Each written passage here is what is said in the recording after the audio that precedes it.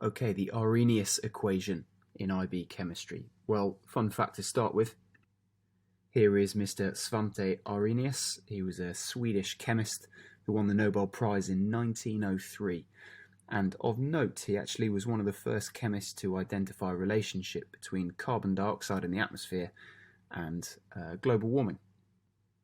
So he planted the seeds for understandings which are pretty important in today's day and age. So what is the Arrhenius equation?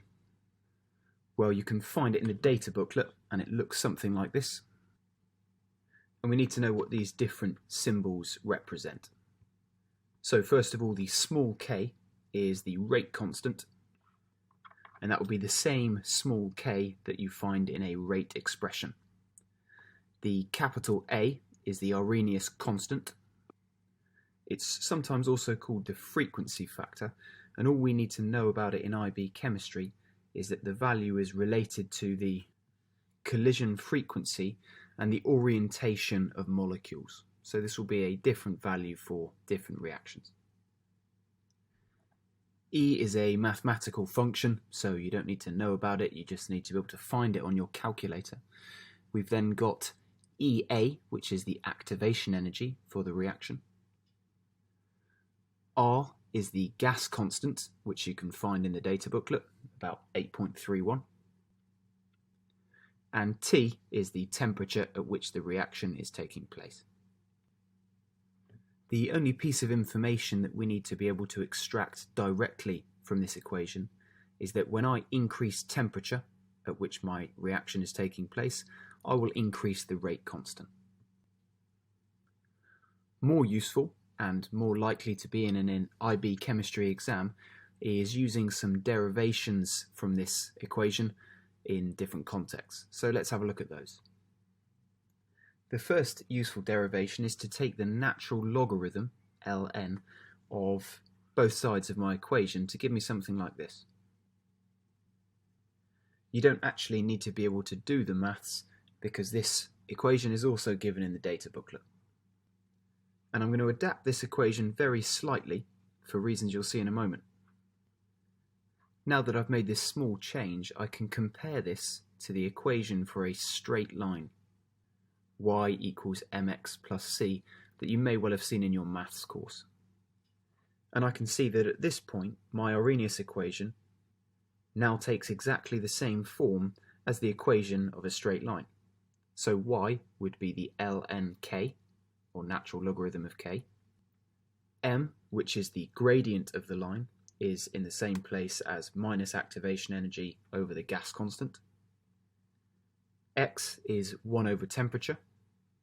And C, which is where the line intersects the y-axis, is the same as ln A, or the natural logarithm of A. So, why is this useful for us?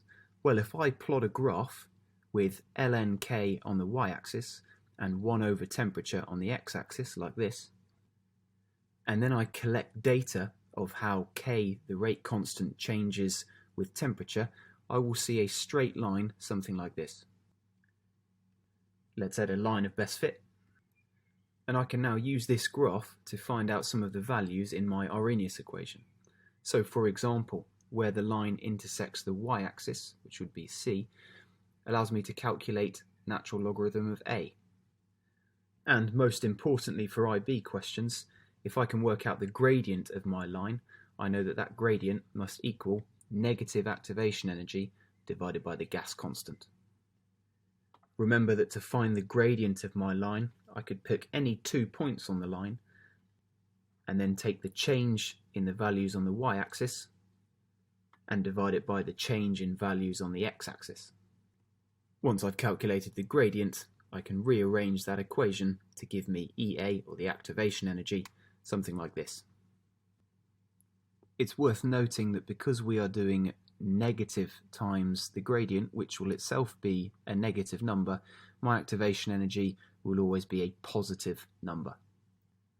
And you'll want to check the units on each axis carefully, and particularly the size of the numbers, which sometimes might be for the 1 over temperature axis, a value times 10 to the minus 3 Kelvin to the minus 1, So any values you use when you're calculating the change on the x-axis will be times 10 to the minus 3. Let's now look at the second useful derivation from the Arrhenius equation.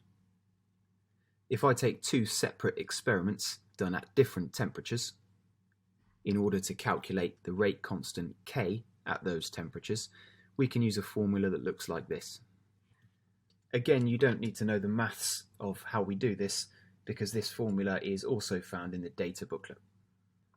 And it will be a simple case of plugging in the values you're given to find out an unknown, which could be the activation energy, or a temperature, or maybe even one of the rate constants.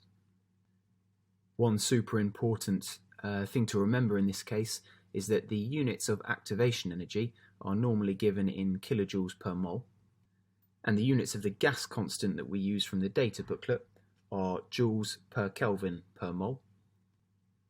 So before plugging in the activation energy, we want to convert it to joules per mole so that my units all work out. And to do this, we need to multiply the kilojoules per mole by 1,000. The other useful mathematical trick required in this equation, if you are trying to calculate one of the rate constants, is to rewrite the left-hand side of the formula as ln of K1 subtract ln of K2. Aside from that, you should be able to use your calculator to do the rest. Let's now summarize the key points from this video.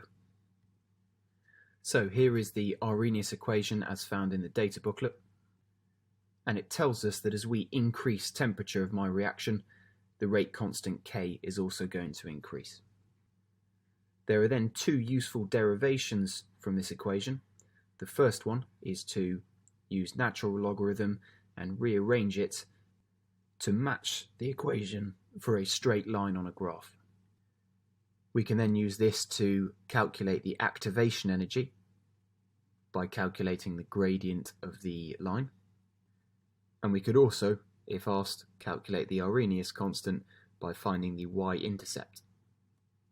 Remember that this formula, or this equation, is also in the data booklet, as is the second derivation from the Arrhenius equation that looks like this. And with this equation, I can find one of the values if I am given the others in the question.